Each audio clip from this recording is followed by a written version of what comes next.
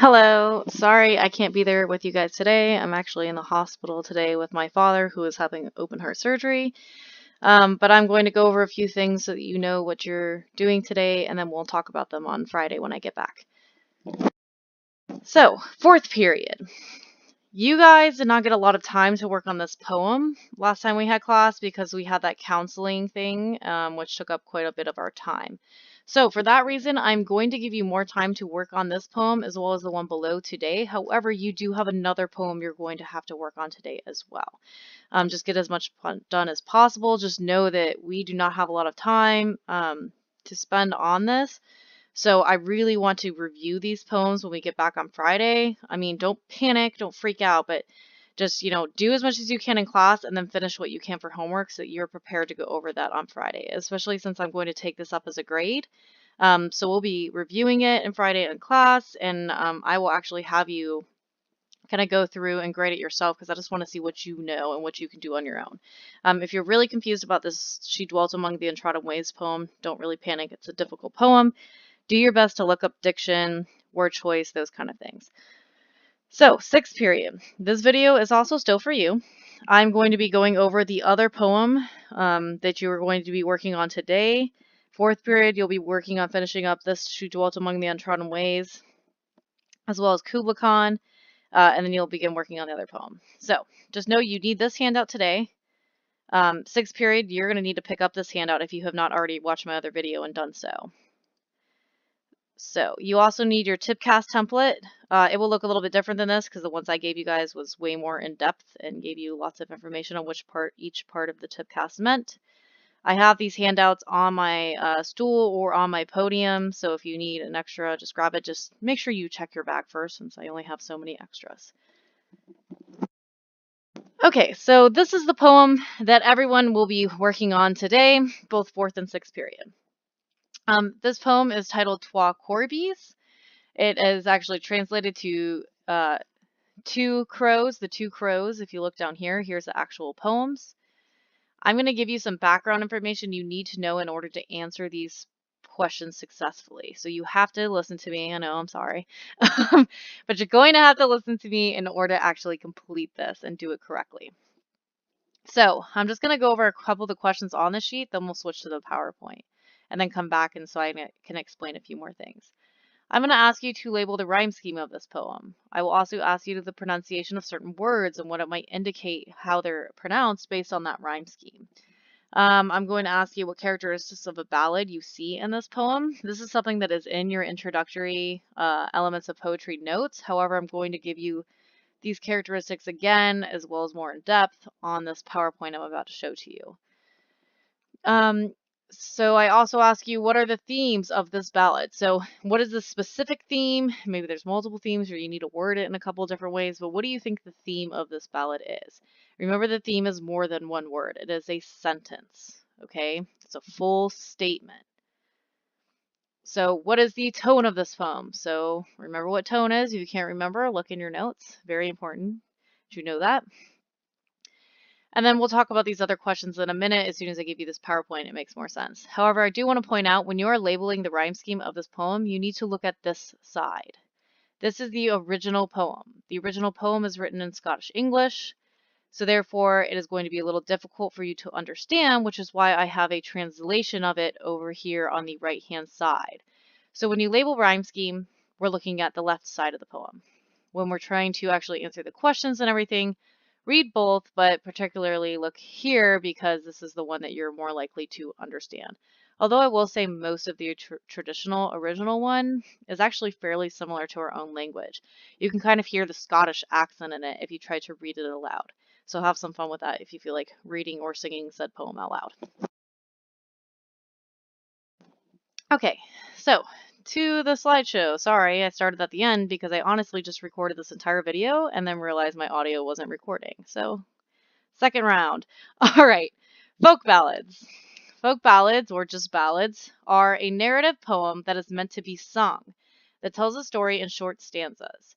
Traditional ballads are typically of unknown authorship, so we have no idea who wrote them, having been passed on orally from one generation to the next as part of the folk culture. So these poems essentially were sung at maybe different taverns and campfires and villages, whatever, because this was a form of entertainment for them. They didn't have television, they didn't have video games. All they had was some guy with a little guitar singing these folk ballads to them. So for that reason, we don't really know who originally came up with them.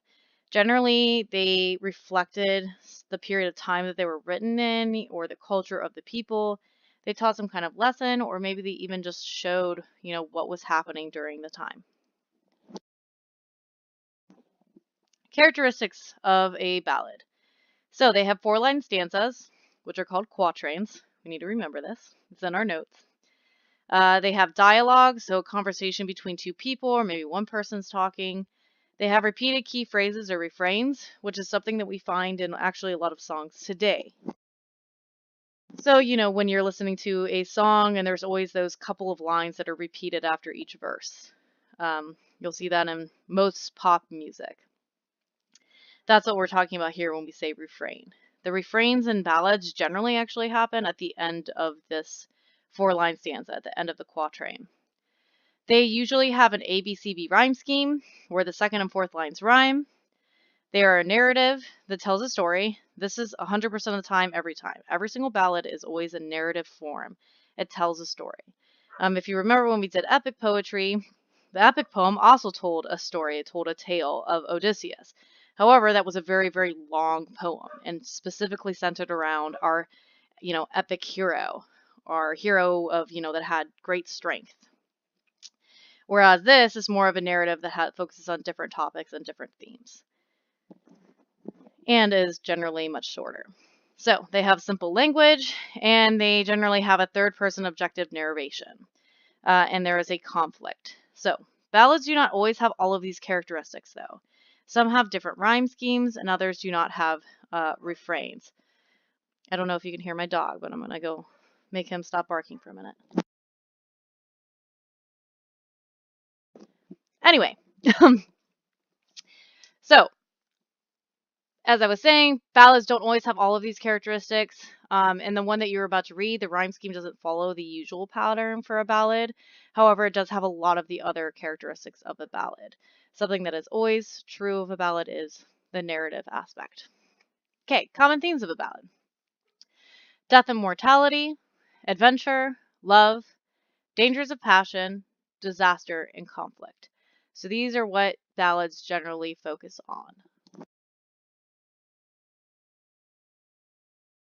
Note, if you need to write down any of this information, just pause my video and write it down, especially since you're going to need to know this to answer the questions for the poem you're about to read. Obviously, you don't have to write everything down word for word. That's a lot of writing.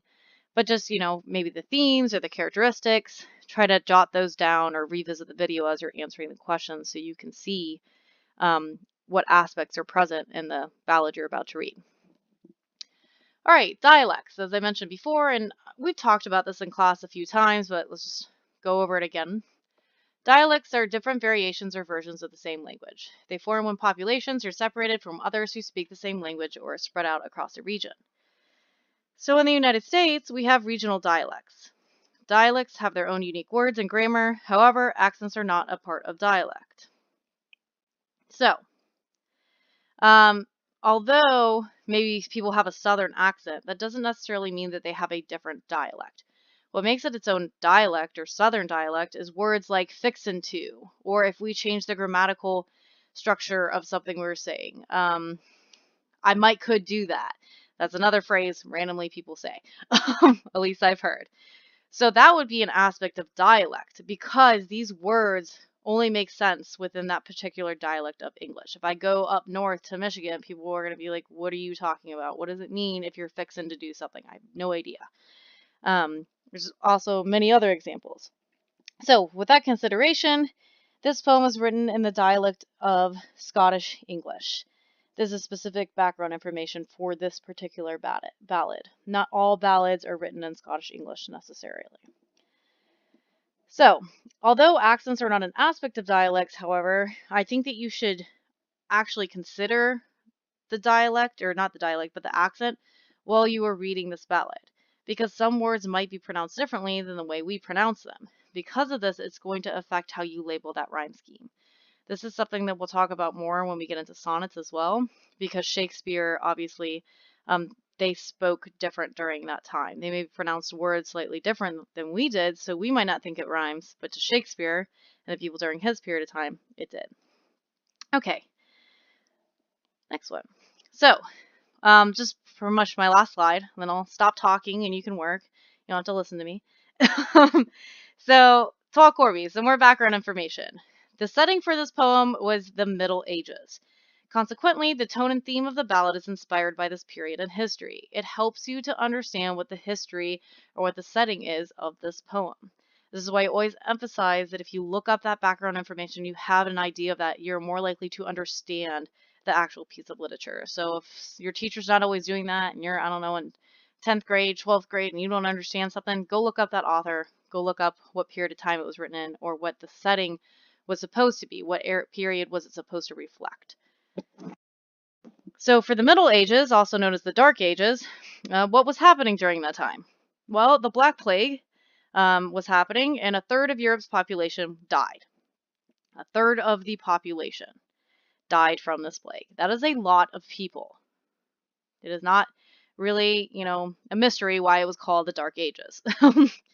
So in Paris, France alone, it's estimated that around 800 people died a day. So just to give an idea, this is likely how it was in England and in many countries in Europe. 800 people dying per day. The population of Europe and of the world at this time was obviously much smaller than our own. However, because of this, you think people live in these small villages. 800 people dying a day. It's basically like your neighbors are just dying all around you. Your best friend you were playing with yesterday, well, she's dead, so is her whole family. I know it sounds harsh, but that's the environment these people grew up in. Death was very, very common. It was something they were used to happening. Today we don't really see that. We don't experience this death constantly surrounding us. For them, that was something that was a part of everyday life. It's not just the fact that they lack, the same medical care we have or vaccines or any of that kind of stuff. It's that there's literally a plague coming around that is killing people faster than they would have normally died. So in addition to the Black Plague that's already wiping out a third of the population of the world, basically, the War of the Roses is also taking place, which is a series of civil wars in England that occurred across a span of 30 years. This was over the British throne. So this obviously caused a lot of chaos, a lot of discord throughout England, and also just that region in general. There were also many other wars fought during this time, but I'm not going to get super into it since this isn't history class. So given that information, when you look at your handout, I ask you some questions to consider how this history is represented in this poem. And also because I feel this will help you to identify the tone and to identify the themes and to really think about what the importance of the characters are and why they're portrayed the way that they are in this poem. You could have seen this without it, but I think having that background information helps to emphasize and answer those questions. So, I asked you some questions such as, what aspect of the culture or events of the Middle Ages influenced the theme and tone of this poem? How? Give me specific examples. So give me some examples, some lines from the poem. Explain to me how this connects back to maybe what was happening during the time. Why is this the focus of the poem? Why is the tone that the author's using reflected on maybe what was happening around him? What does that do to a person or their attitude towards death when they're literally surrounded by death constantly? Is that something that's going to be shocking to them? Is it something that's going to be deeply unnerving or upsetting to them? Imagine being born in that kind of setting and just, that's something that's constantly happening around you. So maybe how did those events influence the theme or tone of this poem? All right, in addition to that, what characters are present in the ballad? So just list me the characters, the different characters mentioned. And then tell me, what do their actions or words say about their emotional state? So how do they feel? How do these other characters mentioned in this poem feel towards the main subject of the poem? So the main subject is going to be a knight. So how do these other characters kind of react to what has happened to him? How does this further support the tone and the mood of the poem? I have a guiding question here, which is something to think about when you try to answer these other questions, is are the characters mourning the death of the knight? So provide me some textual evidence, once again, a line or two of the poem, to support your answer. If it's yes, explain it, give me textual evidence to support your explanation. If it's no, give me some lines of poem that show, that they aren't, and explain to me how that is. And then finally, I have another question here where I ask, what does this ballad suggest about death's effect on the identity of an individual? What does it suggest will happen when you die? Examine and consider the last two lines of the poem. I would look to this question before trying to answer this. So before you try to tell me what the theme of this ballad is, go through here, answer these three questions, and then return back to here and tell me what is the theme. What is the theme of this poem? Remember, theme is more than one word. And that's pretty much all I have to say. So we'll go over this on Friday. Just do the best you can. Try to consider how that historical context influences this poem. Don't overthink it too much. I think that these questions will really help you to understand that. If you're not sure what the tone of the poem is, I recommend looking at these three questions first. Go back and answer the tone question as well as the theme question. That might help you to figure those two out. So I would definitely recommend doing that. All right, thank you. I will see you guys on Friday.